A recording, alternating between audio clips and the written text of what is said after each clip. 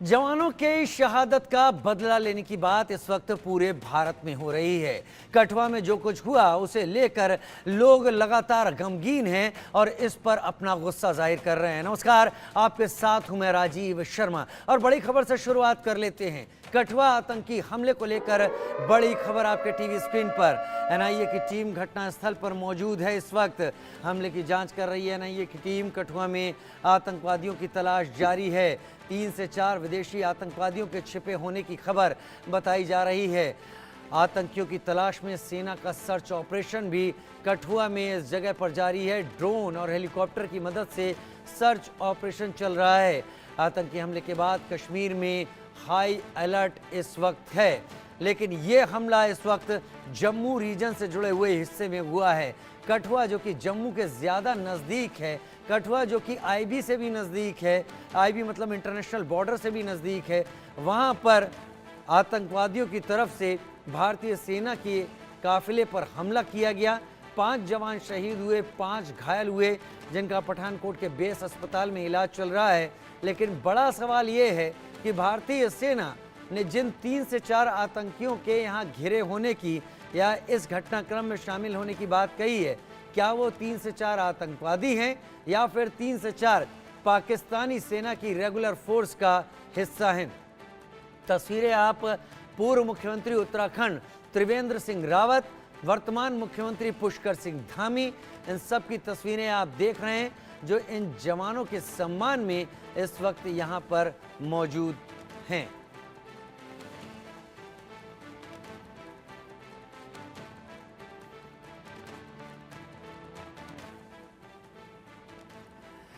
UK Debnath हमारे साथ जुड़ रहे हैं खास एक्सपर्ट के तौर पर, डिफेंस एक्सपर्ट के तौर पर, और डीके पांडे जी भी हमारे साथ डिफेंस एक्सपर्ट के तौर पर इस वक्त जुड़ रहे हैं। यूके देवनाथ सर, हम लगातार बात करते रहे हैं, आज की बात नहीं है, इससे पहले भी कई बार चर्चा में हम इन्हीं मुद्दों पर फोकस कर चुके हैं कि एलओसी और आईबी के आसपास के क्षेत्र में पाकिस्तान वो हरकतें कर रहा है जो नागवार हैं, लेकिन लगातार किए जा रहा है। क्या ये पोरस बॉर्डर इसकी वजह बनता है या फिर यहाँ पर भारत की बहुत ज़्यादा सहनशीलता पाकिस्तान और उसके भाड़े के आतंकवादियों को वो फ्यूल देती हैं जिससे वो ऐसे कांड को करने में हिचकिचाते नहीं हैं? देखिए, राजनीतिक पॉइंट ऑफ व्यू से मैं दिखाऊं तो पाकिस्तान को बल्ले बल्ले है, विन विन सिचुएशन है। पाकिस्तान को अपने जो आवाम है, उनकी जो आम जनता है, उनका ध्यान भटकाना है। पाकिस्तान में गरीबी है, भुखमरी है, अनएम्प्लॉयमेंट है, और ये सब कार्रवाइयां भारत में करके, कश्मीर में करके पाकिस्तान जो है अपने अवाम को दिखा रहा है कि देखो हिंदुस्तान में क्या हो रहा है, कश्मीर में क्या हो रहा है। एक और चीज जो पाकिस्तान को बहुत बड़ा फायदा है कि मात्र कुछ दर्जन टेररिस्ट को भारत सरकार का और खासतौर से मिनिस्ट्री ऑफ डिफेंस और आर्मी का बहुत बड़ा हिस्सा जम्मू एंड कश्मीर में कमिट कर रखा है। यानी उनको तो शायद 1 रुपया खर्च करने पर आतंकवादियों पर भारत सरकार को उन्होंने बाध्य कर दिया है कि हम उन भारत सरकार ministry of defence security forces के 100 रुपए के बराबर एफर्ट जम्मू एंड कश्मीर में लगाएं।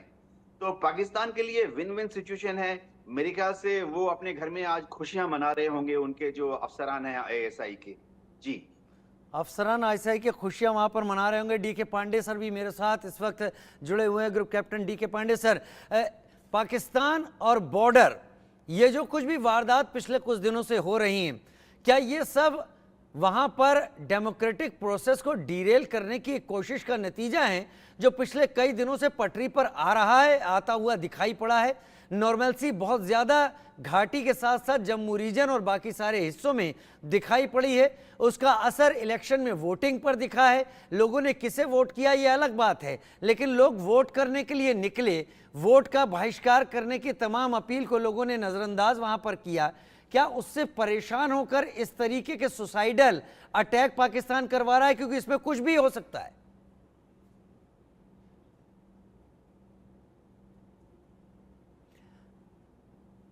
खुद को म्यूट कर ले सर।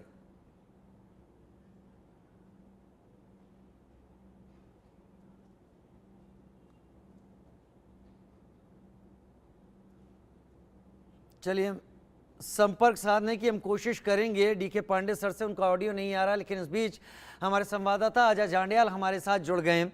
अजय, एनआईए की टीम इस वक्त कठुआ में मौके पर पहुंच गई है, लेकिन एनआईए की टीम शायद केवल कठुआ को लेकर इस पूरे मामले में इन्वेस्टिगेट नहीं करेगी, क्योंकि एनआईए की टीम वो पुख्ता सबूत जुटाएगी जो पाकिस्तान को सरेआम नंगा कर सके, बता सके कि वो पूरी तरीके से इन सारे मामलों में शामिल रहा है। लिहाजा पुंछ का हमला, रियासी का हमला और फिर कठुआ का हमला, ये सब देखते हुए एनआईए जांच कर रही होगी। विस्तार से जानकारी दें इस पूरे घटनाक्रम को लेकर।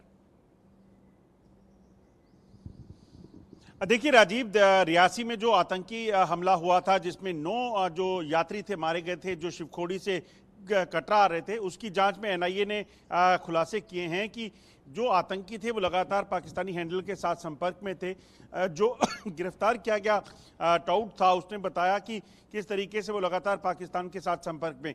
और अब जो कठुआ में आतंकी हमला हुआ, वहां पर भी नेशनल इन्वेस्टिगेशन एजेंसी की टीम जो है वो पहुंची है और इस टीम ने भी वहां पर जो है सबूत जो है वो खंगालना शुरू कर लिए हैं। दरअसल अभी ये जांच जो है वो जम्मू कश्मीर पुलिस के पास है, मगर इस चीज़ की जो है आशंका है कि आने वाले समय में इस जांच को भी जो है कहीं ना कहीं नेशनल इन्वेस्टिगेशन एजेंसी जो है वो करेगी। एक पैरेलल इन्वेस्टिगेशन जो है वो साथ हो रही है इसमें भी, क्योंकि एनआईए का जांच करने का तरीका बिल्कुल अलग है।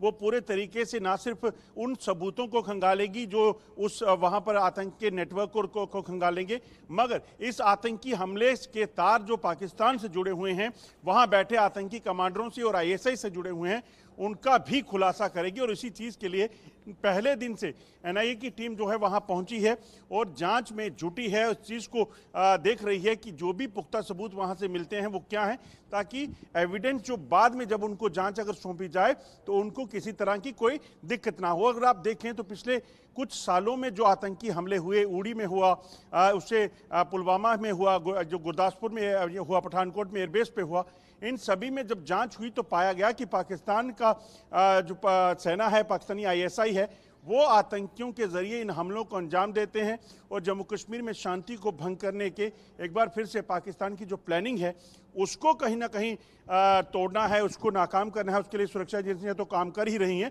मगर उसके साथ साथ एनआईए जांच करेगी और पाकिस्तान को बेनकाब करेगी कि कैसे पाकिस्तान सीज फायर की आड़ में, शांति की आड़ में यहां जम्मू कश्मीर में लगातार आतंकियों के जरिए शांति फैलाने में लगा हुआ है।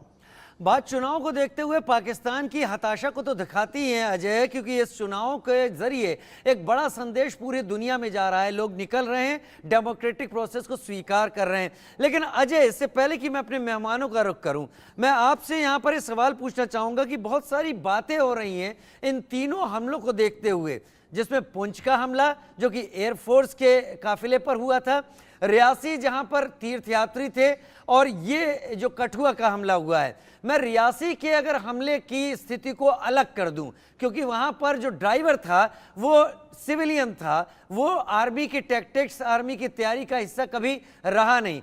लेकिन एयरफोर्स और सेना, इनके ड्राइवरों को इतनी ट्रेनिंग दी जाती है कि ऐसे टेरेन में, ऐसे हालात में उन्हें अपने व्हीकल को कैसे चलाना है, इस पहाड़ी स्थित पहाड़ी इलाके में जहां पर टेररिस्ट अपना काम कभी भी करने के लिए कहीं भी आ सकते हैं, वहां पर कैसे बचना है, कितनी तेजी में गाड़ी को रखना है।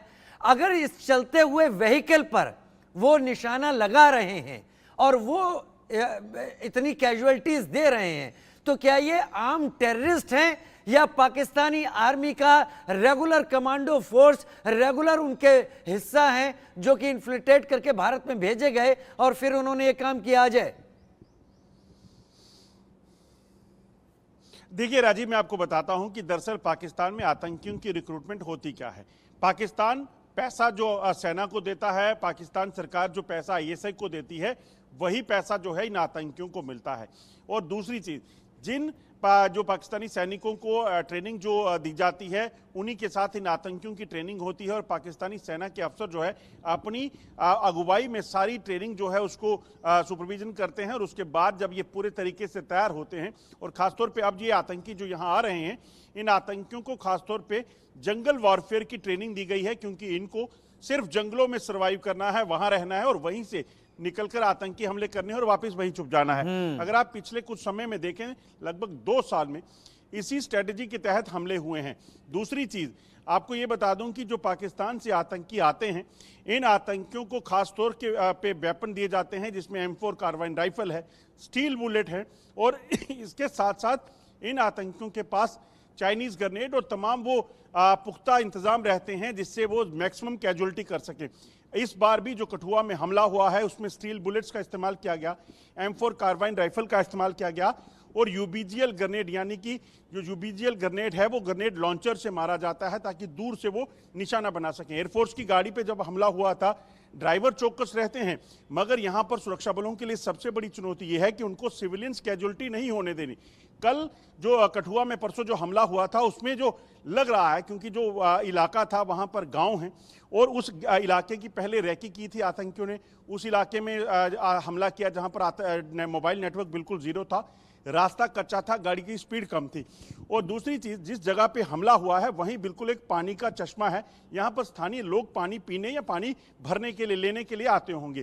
तो इस चीज में ड्राइवर जब वहां से निकल रहा था, शायद सेना को इस चीज की शंका लगी कि वहां पे सिविलियंस हो सकते हैं और शायद वो आतंकी जो है वहीं पर एक आतंकी शायद सामने था और उसके बाद बाकियों ने ऊपर जंगल में आड़ ली हुई थी। और जैसे ही गाड़ी पास पहुंची, उन्होंने पहले ग्रेनेड से, लॉन्चर से जो है वो हमला किया ताकि सेना के जवान जो अंदर बैठे हैं वो ज्यादा से ज्यादा जख्मी हो सके। और दूसरी अहम चीज कि इसमें कहीं ना कहीं एक लोकल टाउट की मदद से ये जानकारी उनको पहले से थी कि इस गाड़ी में कितने लोग होंगे, इसीलिए वहां पर उन्होंने पहले ग्रेनेड लॉन्चिंग की, उसके बाद ड्राइवर और बाकी तमाम लोगों को फायरिंग करके निशाना बनाया। मगर गनीमत ये रही कि पीछे एक और सेना की जो गाड़ी थी, उन्होंने जब काउंटर करना शुरू किया और मोर्चा संभाला तो फिर आतंकी मजबूर हुए वहां से भागने में, या ये कहेंगे कि जब उनको निशाना बनाकर जब जवाबी कार्रवाई शुरू हुई तो उसके बाद आतंकी वहां से भागे, जिसकी वजह से कहीं ना कहीं कैजुअलिटी जो और ज्यादा हो सकती थी वो नहीं हुई।